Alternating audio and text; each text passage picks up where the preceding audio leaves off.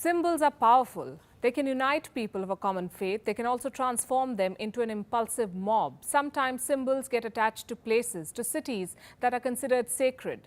Some cities wash away sins. Some are the birthplaces of gods. And some serve as the headquarters of a religion. But no city in the world has ever played a greater role in the history of a religion as Jerusalem has for Judaism, for Christianity, and for Islam.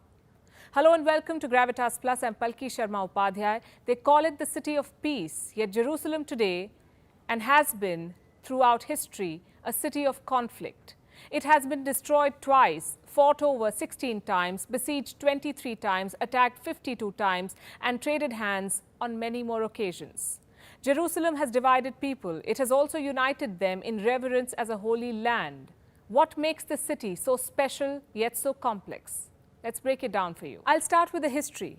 Jerusalem is old, really old, 4,440 years or perhaps longer. Over the centuries of its existence, three major religions have fought for its control: Judaism, Christianity, and Islam. The Abrahamic religions, religions that view Abraham as a common forefather, a patriarch who is mentioned in all three of their holy books, the Torah, the Bible, and the Quran. Jews and Christians trace their roots to Abraham's second son, Isaac. Muslims trace their roots to his elder son, Ishmael. Their belief and ancestry divides them, but Jerusalem has been that one unifying force. In Hebrew, it's called Yerushalayim, the spiritual homeland of the Jewish people. Temple Mount in Jerusalem is where two biblical Jewish temples stood thousands of years ago.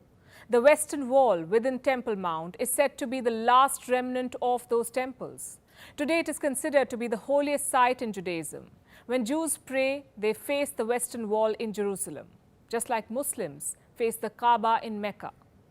Jerusalem is also holy for Muslims. In Arabic, it is known as Al-Quds, the holy sanctuary, home to the Al-Aqsa Mosque, the third holiest site in Islam after Mecca and Medina, and on top of Temple Mount sits the Dome of the Rock.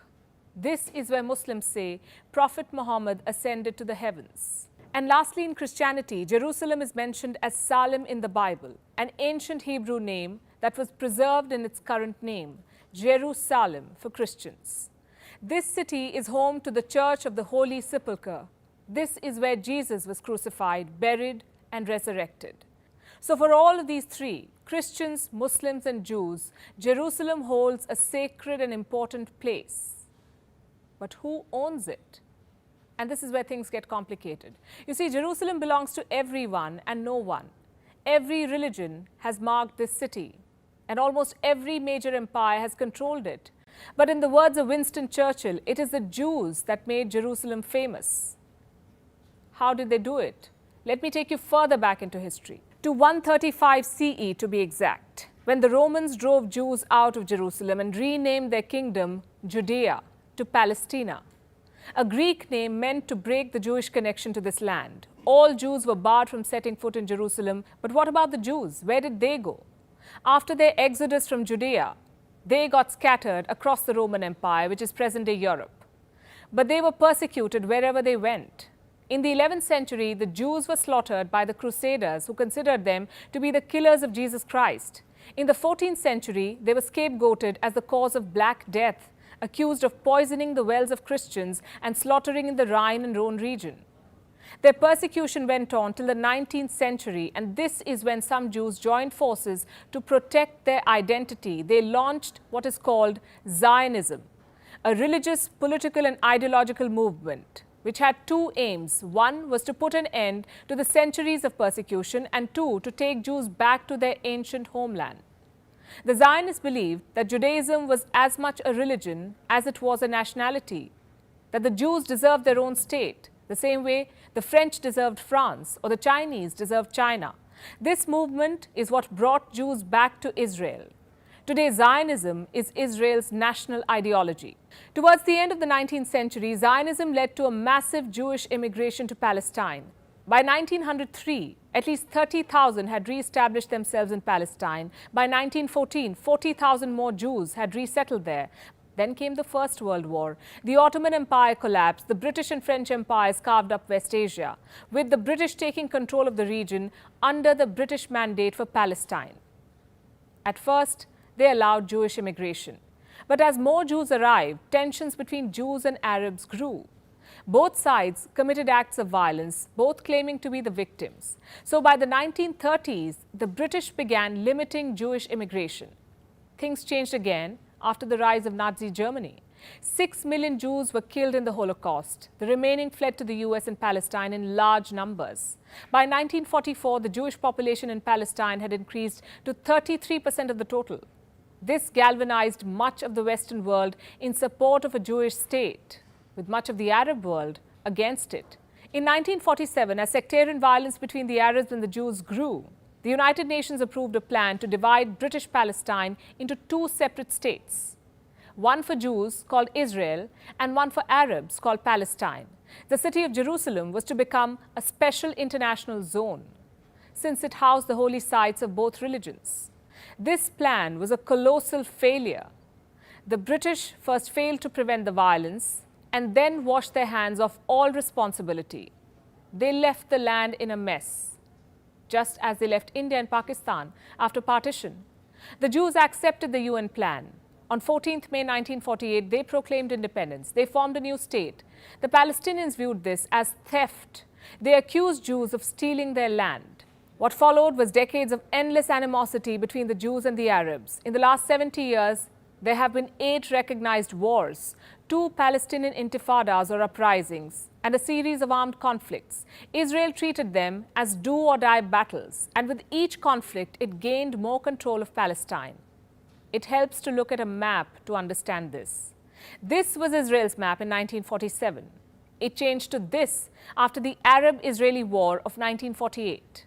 To this after the Six-Day War of 1967, and as of 2020, it looked like this, with East Jerusalem under Israeli control and Palestinian territories reduced to small ghettos. We are in 2021 now, and the Israel-Palestine conflict has resurfaced. Jerusalem has once again become a city under siege. In Gaza, buildings are shaking, streets are crawling with troops, and flashbangs are flying overhead. It's been called the most intense hostility in years, the heaviest offensive since the 2014 Gaza war. What explains these killings? Like always, a piece of land. This time, it's Sheikh Jarrah, a predominantly Palestinian neighborhood in East Jerusalem. You must know about this history too. After Israel took control of this neighborhood in 1967, settler groups launched legal bids. They staked claim on Jewish properties which they said had been lost in the 1948 Arab-Israeli War. Israel passed a law to back these claims to justify the takeovers, but only if the claimants could furnish proof of their ownership. The latest case sought to remove 4 more families from this contested neighborhood. The verdict was expected to be delivered this week. But even before the verdict, some Israelis had already started moving in. Watch this. Yeah, you are stealing my house. And if I don't steal it, someone else is going to steal it. No one is allowed to steal it, ya ammi. If I don't steal it, someone else will. This video was by far the biggest catalyst in the ongoing conflict. It mobilized Palestinians who were already complaining of unwarranted restrictions on them during Ramadan.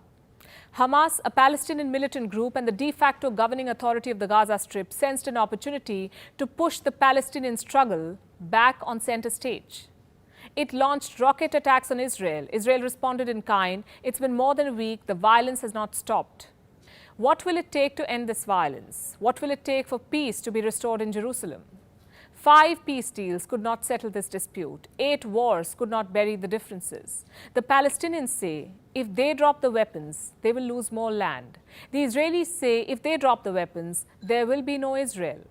So Hamas shoots rockets and Israel bombs Gaza, as Jerusalem, the city of peace, struggles to live up to its name, its symbolism lost in its reality.